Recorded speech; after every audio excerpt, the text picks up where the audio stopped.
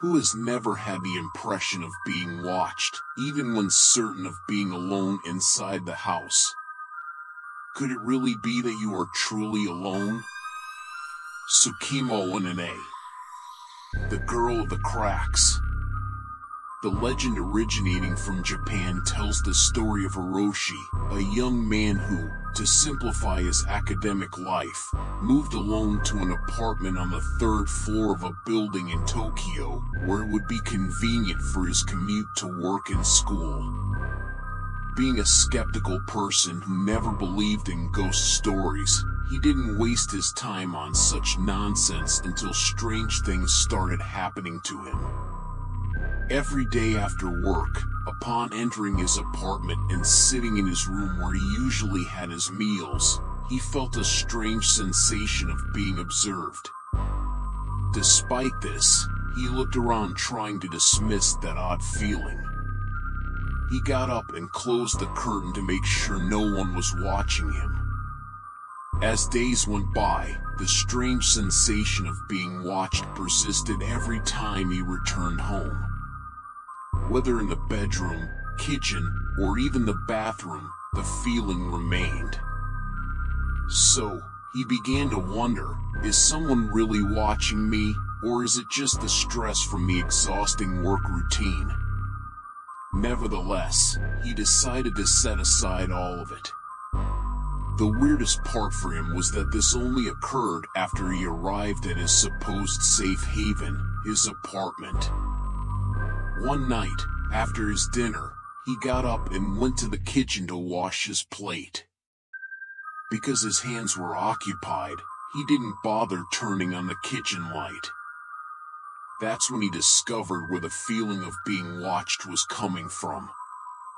With little illumination, as the kitchen was only lit by the adjacent room's light, he could see that in a small crack between the wall and the refrigerator, there was a girl with very pale skin, long hair, and a gaze that marked him with a large eye that followed and watched him closely.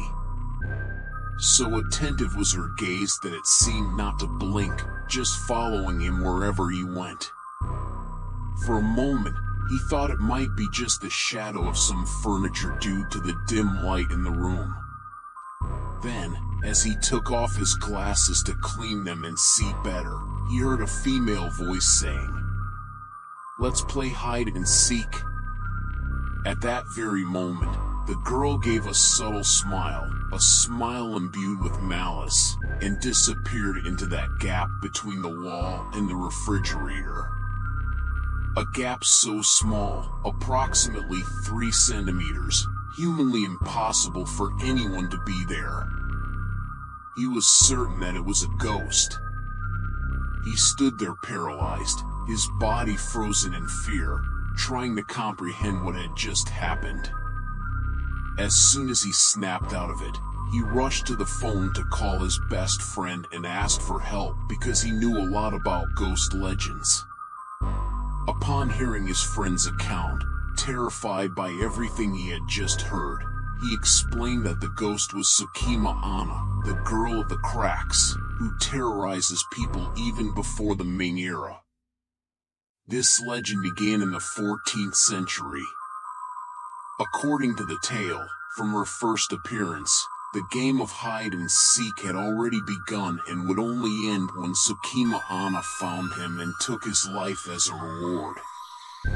Hiroshi was the one who had to hide. This friend went to his house to help him, taking with him tapes to seal all the cracks, crevices, and gaps. Only then could they prevent Sukima Onna from returning and taking him to the other side of the crack.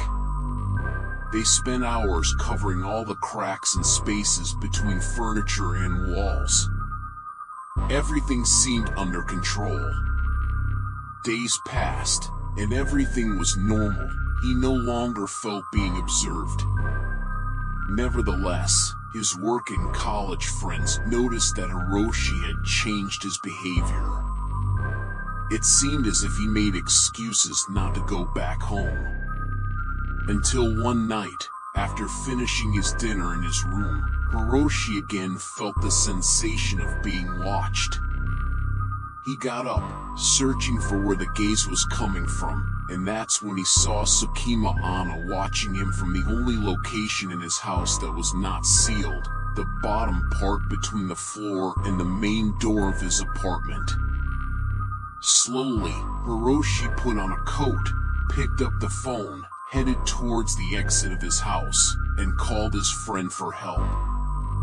When his friend answered, the only thing he could hear was Hiroshi saying, "She found me.